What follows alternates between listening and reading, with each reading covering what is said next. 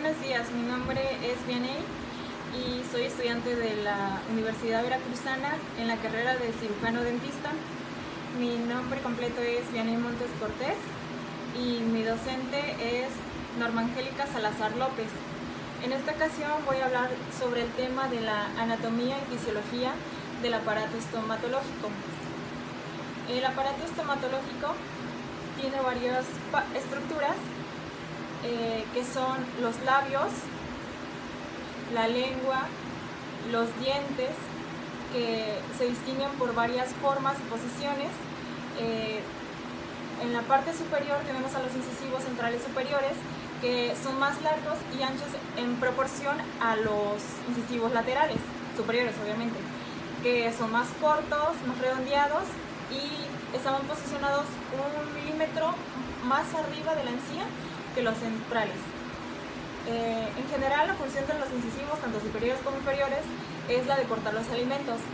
Después tenemos a los caninos, que son más largos y son más puntiagudos. Su función es la de desgarrar los alimentos y debido a su forma, que es lo que vamos a ver en la siguiente imagen, le dan una continuidad redondeada a la arcada dentaria. Después de los caninos tenemos a los premolares. Estos son encargados de la trituración de los alimentos. Y por último están los molares, que se caracterizan muy bien debido a sus fosetas y cúspides largas muy bien formadas.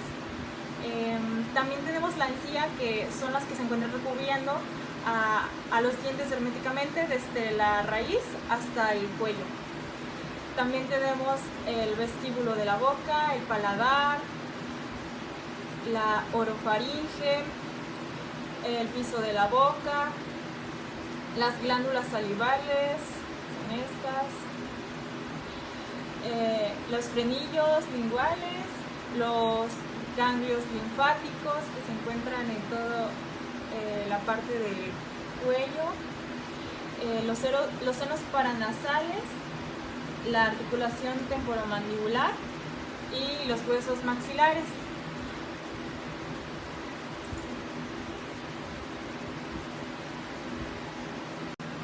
En esta imagen podemos ver cómo los caninos son quienes le dan la continuidad redondeada a ambos arcos dentarios, tanto el superior como el inferior.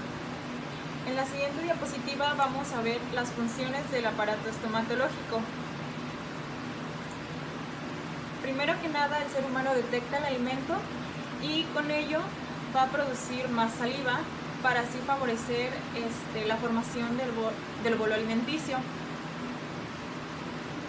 Se comienza con el corte por medio de los incisivos del alimento y posteriormente se va llevando hacia los caninos, hacia los premolares y finalmente hacia los molares para que se lleve a cabo bien la trituración de este alimento. Aquí se va mostrando paso a paso. El corte que hacen los incisivos al alimento. Una vez que ya tenemos hecho el bolo alimenticio, obviamente ayudados de la lengua, que la va llevando de lado a lado para que se pueda llevar una correcta masticación. Teniendo el bolo alimenticio, la lengua lo que va a hacer es empujar hacia el paladar y así empujar hacia la faringe y cada vez vamos a ir más hacia abajo.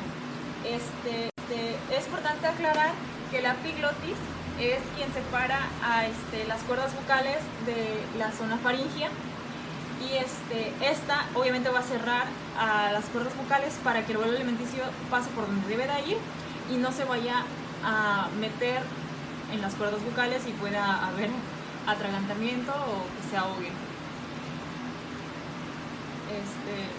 Ahorita vamos a ver cómo se hace. Aquí estamos viendo cómo se cierra para que pase el alimento hacia donde debe de ir. El cierre de la epiglotis.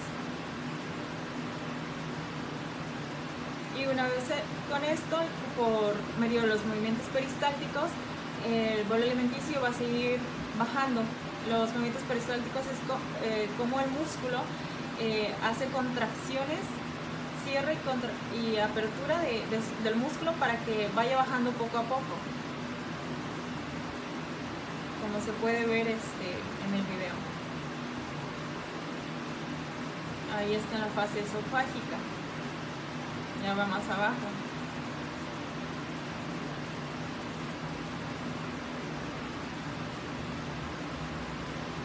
Y continúa con los movimientos peristálticos, que era lo que mencionaba, hasta por fin descender al estómago. La anatomía de la articulación temporomandibular. Comencemos por la cápsula articular. Es muy laxa y también es fibrosa. Se encuentra unida a la cavidad glenoidea y al cóndilo.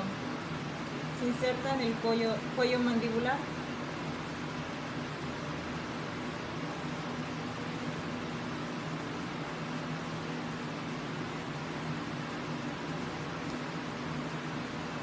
Es como un cuello que rodea la articulación.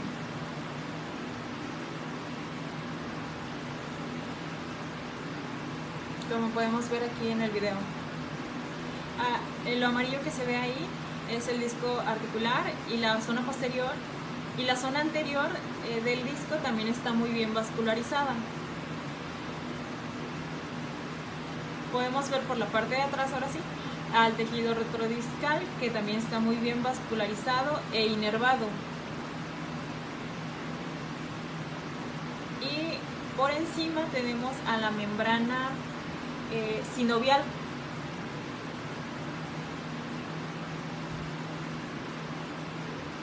Recubre interiormente toda esta región. La función de la cápsula es retener el líquido sinovial y oponer resistencia a cualquier fuerza interna, externa o que pueda provocar algún traumatismo.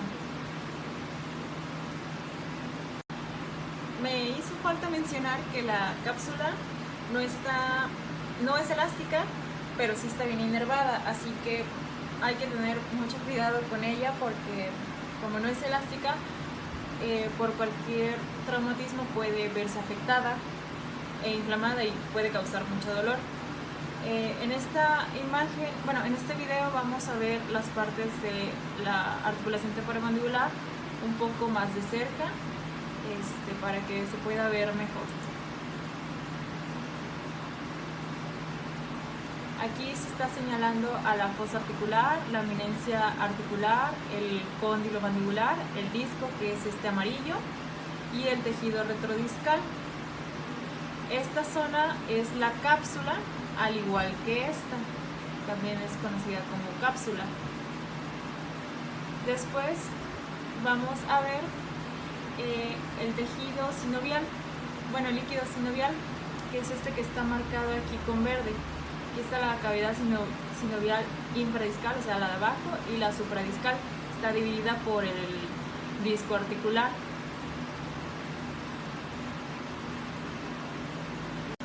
Las sinoviales lo que producen son un líquido que sirve para lubricar toda la superficie articular, y también nos sirve como amortiguación para los movimientos diarios que se hacen. Por otra parte, tiene una alta inervación igualmente, que detecta el dolor intracapsular. Es decir, todos los tejidos que encontramos por aquí van a estar bien inervados y vascularizados. Otra de las componentes de la articulación temporomandibular es, primero que nada, el temporal. De esta parte se insertan algunos ligamentos. El maxilar está aquí, y pues obviamente la mandíbula. Después tenemos a los ligamentos, que tenemos a los ligamentos colaterales o discales, que serían estos que están acá. Estos serían los ligamentos colaterales, o sea, del disco. Los ligamentos temporomandibulares, de estos hay dos. La porción oblicua, que es esta que está aquí, esta evita la caída del cóndilo y limita la apertura bucal hasta unos 20 o 25 milímetros.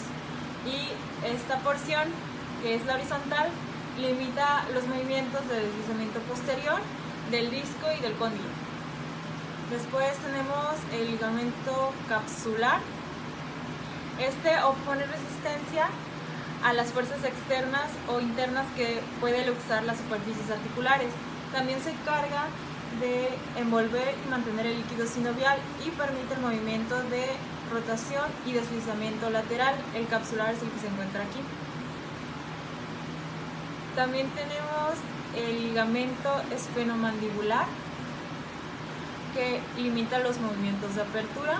El esfenomandibular es el que aparece aquí atrás.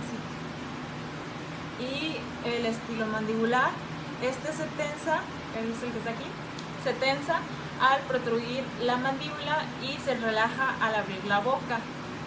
Los movimientos también son los de protrusión los que hace este ligamento. En general los ligamentos están constituidos por fibras colágenas con longitudes específicas. No pueden distenderse, por lo que si se enlongan ya no se puede recuperar su longitud. En la ATM se insertan todos estos ligamentos y su función es que son los responsables de mantener la integridad y limitación de los movimientos, así como restringir los movimientos limítrofes de la mandíbula, es decir, que hasta aquí llega, hasta aquí se puede mover, ya no hay más movimiento. Eso en caso de que no esté elongado, pues.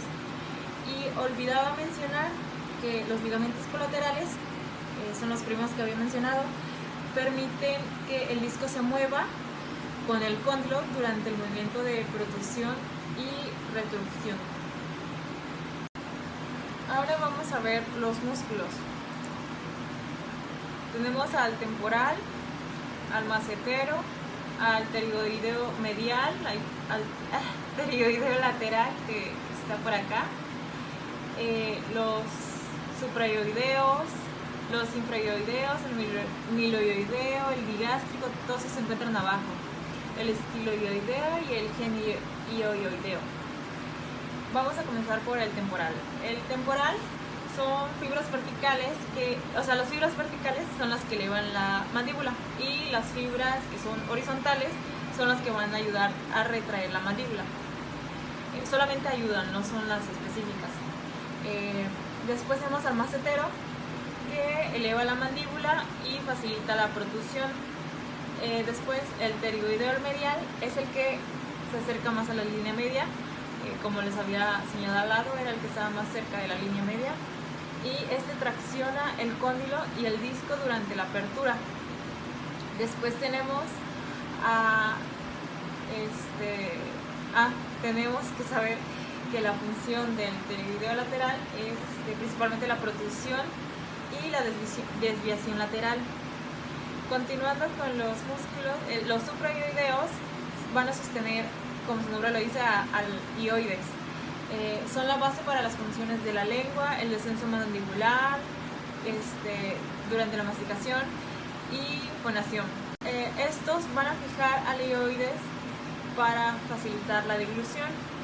Después continuamos con el miloioideo, que sostiene al ioides y eleva a la mandíbula.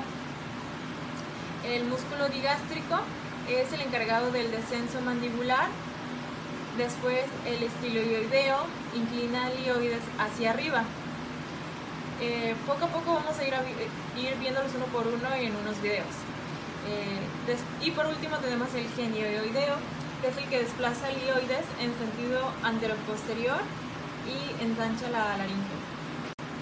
En este video podemos ver mejor cuáles son los principales músculos de la masticación, que sería el temporal, el macetero, el pterigoideo medial, que está más hacia la línea media, y el pterigoideo lateral, que está más hacia los lados, hacia los costados.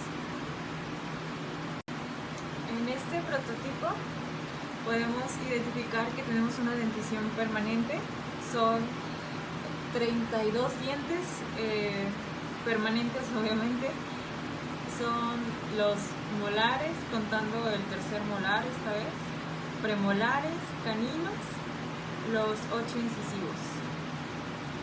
En esta arcada superior podemos darnos cuenta que es de forma ovoide, porque si vemos bien los terceros molares terminan encontrados hacia la línea media, como se puede ver ahí. Si observamos bien, podemos darnos cuenta que la parte anterior es más ancha y la parte posterior termina angosta, o sea, los últimos molares se ven encontrados hacia la línea media. Es por eso que es un arco ovoide, redondeado. En la arcada inferior, que también es una dentición permanente, vamos a poder observar que es una arcada hiperbólica, pues la parte anterior es ligeramente más angosta que la parte de atrás, es decir, que se va abriendo hacia la parte posterior, se va abriendo.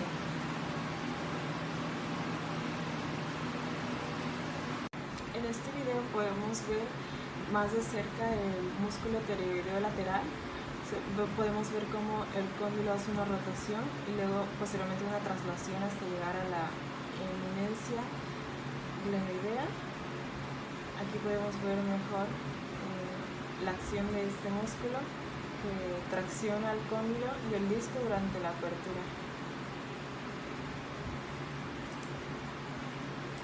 Después en este video podemos ver mejor al pterygoideo medial y el pterygoideo lateral, que es el que va haciendo la apertura, y el medial cierra la boca. Se puede ver cómo trabajan en conjunto.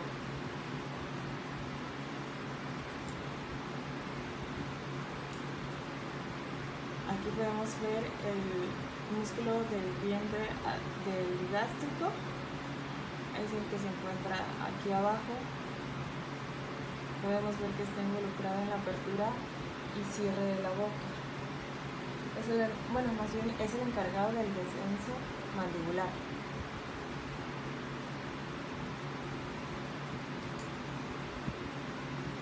Y después podemos ver al estiloideo. Este inclina al hueso ioides hacia arriba.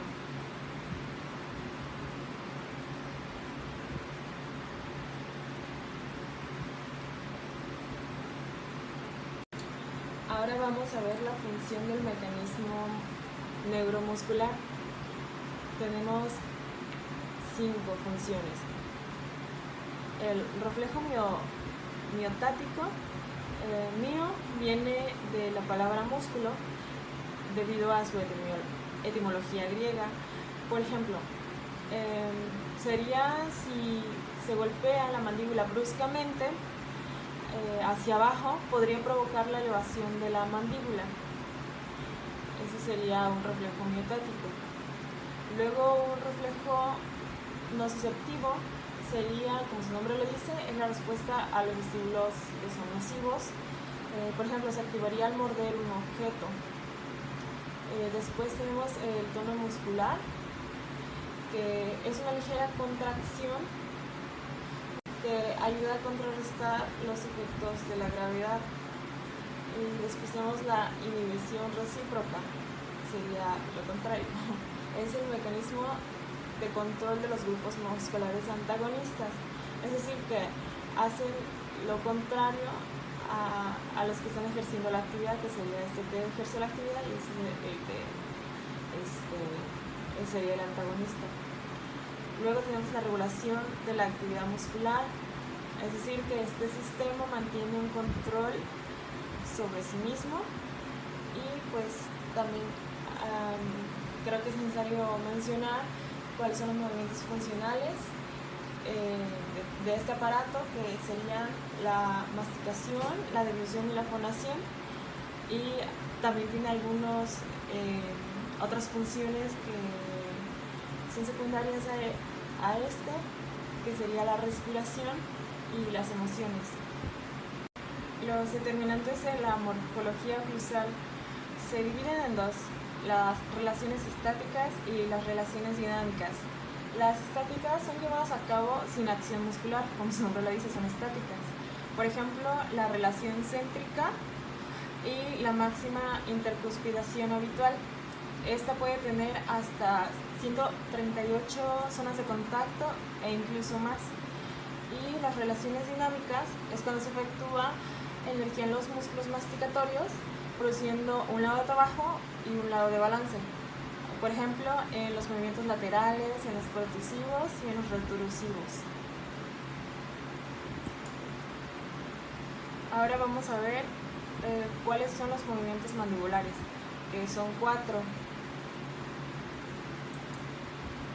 Primero el movimiento de apertura, después el de cierre, protrusión, retrusión y el de lateralidad. Vamos a comenzar por el de apertura. En el movimiento de apertura distinguimos dos fases, rotación condylar y traslación condylar. En la primera fase, la rotación condylar consiste en una rotación pura de los movimientos mandibulares sobre el eje de bisagra. Dentro de la cavidad glenoidea se produce una apertura de unos 12 a 19 milímetros. Después, en la segunda fase, traslación condylar, se produce la traslación del cóndilo y del disco articulado hacia adelante y abajo hasta que el ligamento temporomandibular se tensa y llega a una apertura de 50 milímetros, entre 40 y 50 milímetros. Los músculos motores serían el pterigoideo interno, es decir, el pterigoideo medial, y el asa anterior del digástrico, es que se contrae después de abrir aún más la boca. Arrastra la mandíbula hacia abajo y hacia atrás, tomando como punto de apoyo al hueso ioides, estabilizando a los músculos infraioideos, es decir, el miloioideo y los genioioideos. Movimiento de cierre es un movimiento inverso al de apertura. Distingue dos fases. Primera fase, traslación condylar, y la segunda fase, la rotación condylar. Dicho de otra manera, los cóndilos se trasladan hacia atrás, hacia arriba y rotan en sentido contrario a las manecillas del reloj. Los músculos motores son los músculos maceteros, los temporales, los pterioideos externos de los haces superiores y el ligamento esfenomandibular, que es el que arrastra pasivamente el menisco y posteriormente en el cierre de la boca. Aquí podemos ver una vista sagital del movimiento de cierre y apertura. En el movimiento de protrusión es el movimiento de la mandíbula desde la posición intercuspidia hacia adelante, como se puede ver en el video.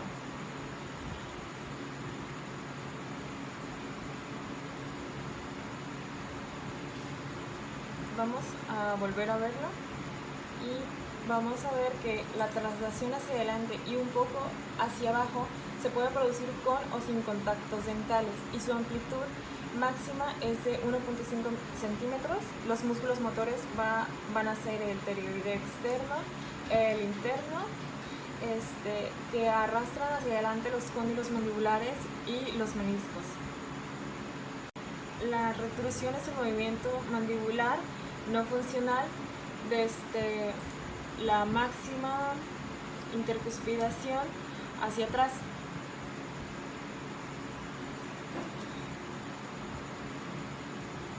Aquí se ve una vista desde el plano frontal.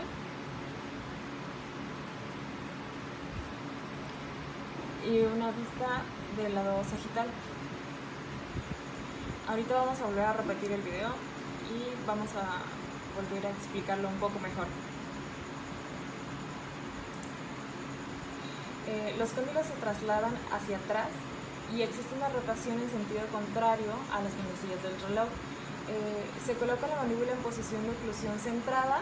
Los músculos motores van a ser el haz del posterior del digástrico, el haz posterior del digástrico, con punto fijo sobre el hueso ioides, estabilizado por los músculos supraioideos. Se arrastra la mandíbula posteriormente.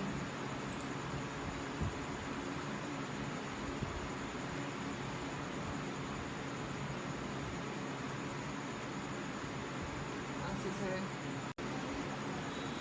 Durante el movimiento lateral, el lado donde se dirige la mandíbula va a ser el lado de trabajo y el lado opuesto va a ser el lado de no trabajo. El lado de no trabajo es donde el cóndilo se desplaza hacia abajo y el lado de trabajo, el cóndilo avanza hacia un costado. Esta es la vista frontal. Y ahorita vamos a ver la vista de este lado sagital.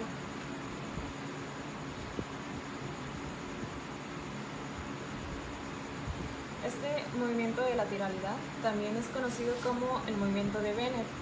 Es el movimiento de la mandíbula lateralmente y se mide por la distancia que recorre el cóndilo del lado de trabajo, que es el que acabamos de ver, ese es el lado de trabajo. El cóndilo opuesto o de balance es el que se mueve hacia abajo, como les comentaba, adelante y adentro, y forma un ángulo con el plano mediano cuando se proyecta perpendicularmente al plano horizontal. En el lado de trabajo es posible que el cóndilo rote en forma lateral, que era lo que les comentaba, alrededor de unos 3 milímetros, es decir, o sea, no es mucho, aunque en este video sí se podía ver bien. El movimiento lateral puede tener un componente protrusivo o retrusivo, o ser simplemente lateral. En el diagrama de Posel se llevan a cabo varios puntos de contacto, bueno, movimientos mandibulares que vamos a ir viendo paso a paso. La primera es la posición retruida de contacto, que es con la que inicia el video, es justo ahí. Después avanzamos a la máxima intercuspidación, que es cuando hay mayor coincidencia de contactos dentarios. No se alcanza a ver ahí, pero aquí sí, es la máxima cantidad de contactos que puede haber. Después vamos hacia la máxima protrusión, que es justo ahí.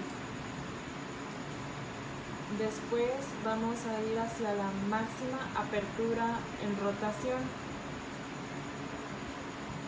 que se va a mostrar aquí.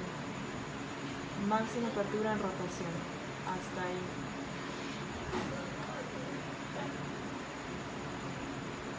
Después vamos a ver la posición de descanso fisiológico. La posición de descanso fisiológico es más o menos por aquí y ya termina con el cierre de la boca en máxima intercuspiración. Bueno, aquí tenemos otra vista. Aquí tenemos a la máxima apertura, después un movimiento de lateralidad derecho.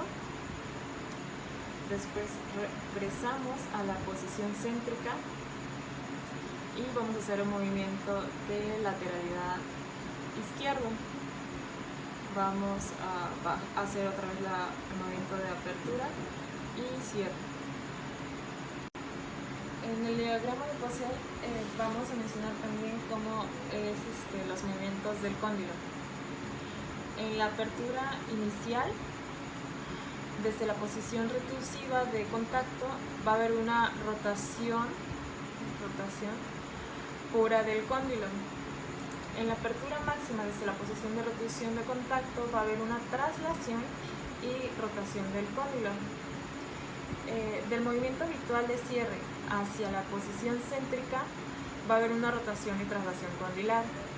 Y del movimiento de cierre desde la máxima apertura, es decir, desde acá, hasta la posición de máxima protrusión, va a haber rotación y traslación condilar. Vamos a ver cómo se ve hasta aquí abajo.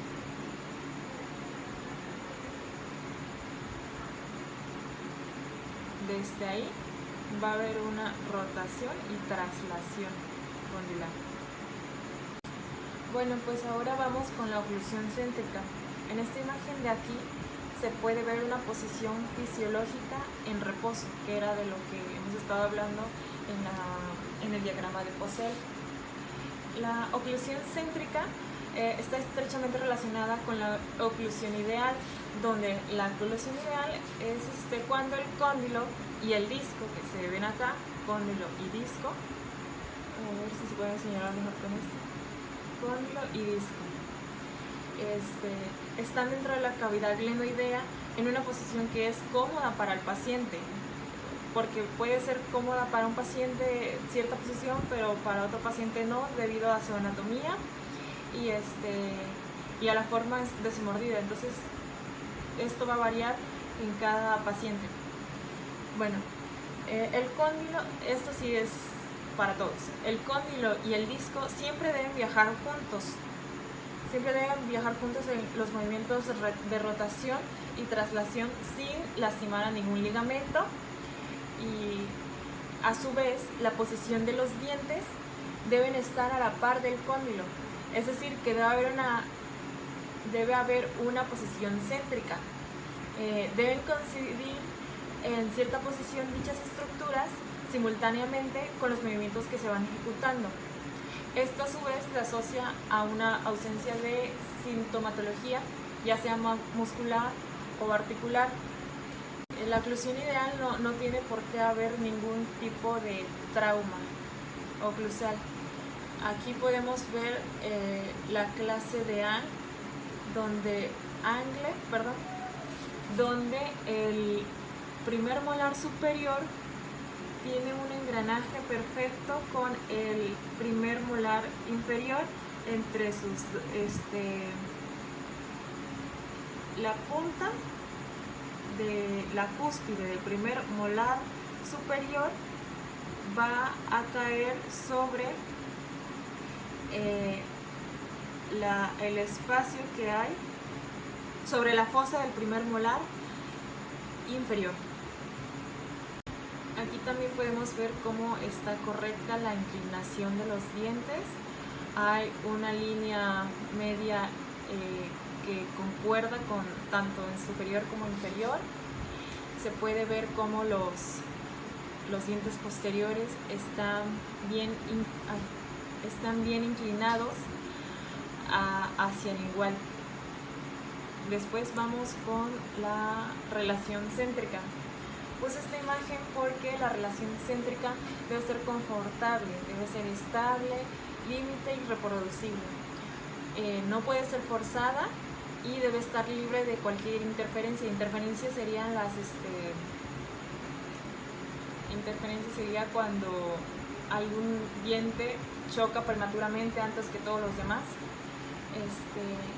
Y cuando no hay interferencias oclusales, existe una contracción mandibular coordinada sin activación muscular adicional para la acomodación mandibular posterior al primer contacto prematuro, que eso es justamente lo que estoy tratando de explicar, que si primero choca uno, pues sí, va a chocar ese, pero faltan todos los demás, entonces va a haber otro movimiento más que se debe de hacer para que todos los demás hagan oclusión. La dimensión vertical es la distancia que está entre la máxila a nivel nasal y la mandíbula a nivel del mentón. Y hay varias posiciones en las que se puede medir, entre ellas está la oclusal, donde hay un contacto dentario, y después la postural, donde es la posición cómoda del paciente, es la que pues se mantiene normalmente cuando uno está dormido, y la posición de reposo neuromuscular. En este video se puede ver mucho mejor cómo hace el movimiento el cóndilo unido al disco en el momento de apertura y cierre.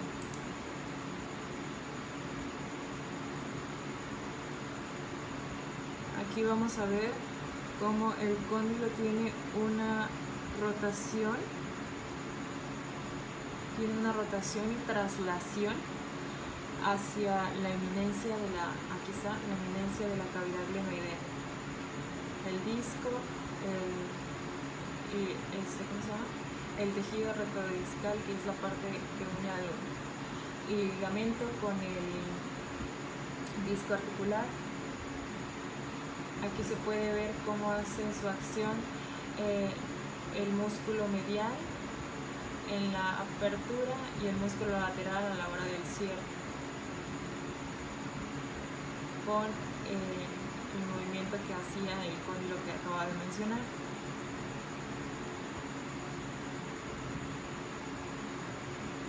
Hace una rotación y traslación hacia la cavidad glenoidea, hacia la eminencia glenoidea.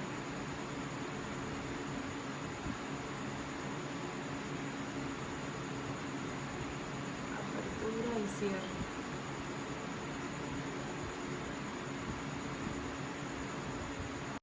Voy a hacer otro breve repaso de los movimientos mandibulares, solo para que quede un poco más claro. En el movimiento de apertura, cuando estamos en una posición de reposo, el disco articular cubre la parte anterior. Bueno, vamos a ver el video. El disco articular cubre la parte anterior de la cabeza del cóndilo y se relaciona hacia arriba con el vientre posterior de la eminencia del temporal. Al final de la apertura del disco, va a cubrir la parte posterior de la cabeza del cóndilo y su relación superior será ahora con la propia eminencia articular del hueso temporal. Los músculos involucrados estrechamente con esta apertura son el pterigoideo lateral y el digástrico. Los pterigoideos laterales van a empujar al cóndilo mandibular hacia abajo y adelante, y el digástrico lo que va a hacer es empujar el cuerpo de la mandíbula también hacia abajo y hacia adelante. En el caso del movimiento de cierre, los músculos depresores y elevadores. Depresores se refiere a cuando se va a hacer la apertura, y elevador es cuando se va a cerrar, eleva la mandíbula para el cierre. Estos músculos van a actuar en oposición, es decir, que cuando el músculo se contrae de forma concéntrica, el otro lo va a hacer de manera extrínseca. Vamos a ver. Los músculos implicados en este movimiento van a ser el macetero, temporal y los pterigoideos mediales. El temporal controla la primera fase de la elevación. La parte frontal de este músculo se contrae y eleva la mandíbula hacia arriba y detrás. El pterigoideo medial se contrae ligeramente tras el temporal y tracciona hacia arriba el ángulo mandibular en los grados finales de este movimiento. El macetero lo que hace es que se contrae para el cierre final. En el caso del movimiento de protrusión, los músculos que van a estar más en acción van a ser el pterigoideo lateral inferior, el pterigoideo medial y el macetero superficial. En la protrusión hay una traslación del desplazamiento en sentido póstero-anterior del conjunto cóndilo-disco, con la mandíbula en reposo, con los dientes ligeramente separados. Ahorita se va a ver, con los dientes ligeramente separados, es decir, ahí es donde va a empezar. En la protrusión la mandíbula se desliza hacia adelante, el cóndilo y el disco se deslizan juntos hacia adelante también, hasta que ambos van a alcanzar el límite de la eminencia articular. Como mencionaba, los músculos pterigoideos laterales en su base inferior se van a contraer simultáneamente en ambos extremos para provocar la protrusión mandibular. Los pterigoideos mediales también se van a contraer al mismo tiempo, pero solo al iniciar la protrusión, de modo que ejercen un efecto de empuje anterior. Y al final, con el macetero, este se va a contraer principalmente en la parte anterior para ayudar a completar la protrusión. En el caso de la retrusión, los músculos implicados van a ser el temporal de sus fibras posteriores, el digástrico y el macetero. Aquí va a ser justo lo contrario a la protrusión. En la retrusión se produce una, vamos a ver el video, se produce una traslación con deslizamiento en sentido, ahora sí, antero-posterior, del conjunto cóndilo-disco. La mandíbula retrocede a su posición de reposo y puede observarse que el cóndilo y el disco se deslizan al mismo tiempo hasta el fondo de la cavidad glenoidea del temporal. En los músculos implicados en esta acción, que son los haces posteriores del temporal y los digástricos, será que el temporal se contrae en dos partes. La porción frontal del músculo se contrae levemente comparado con la contracción de la porción posterior, y el digástrico se contrae del mismo modo que en la depresión, con la diferencia de que en esta situación se actúa el pterygoideo lateral para la retracción. Para el movimiento de lateralidad se van a ver implicados los dos cóndilos de forma contraria. Para que la mandíbula se desplace hacia la derecha, el cóndilo derecho lo que tiene que hacer es actuar como pivote, mientras que el izquierdo va a avanzar hacia adelante y se sitúa por debajo de la eminencia. No se logra ver, pero se sitúa por debajo de la eminencia y además se balancea hacia afuera de su fosa, ligeramente. Los ligamentos que rodean al cóndilo mandibular van a limitar la amplitud de este movimiento hacia afuera. Los músculos involucrados van a ser los dos vientres musculares de los pterygoideos laterales y los temporales. El pterygoideo lateral colateral se va a contraer de la misma forma que para la protusión. En el caso del ejemplo de antes, el temporal derecho completo se debe contraer, pero el temporal del lado opuesto también se contrae levemente para poder estabilizar el movimiento y viceversa. Todos estos videos fueron tomadas de aplicaciones de estudio que muestran virtualmente los elementos y estructuras que tiene la articulación temporomandibular y el aparato estomatológico.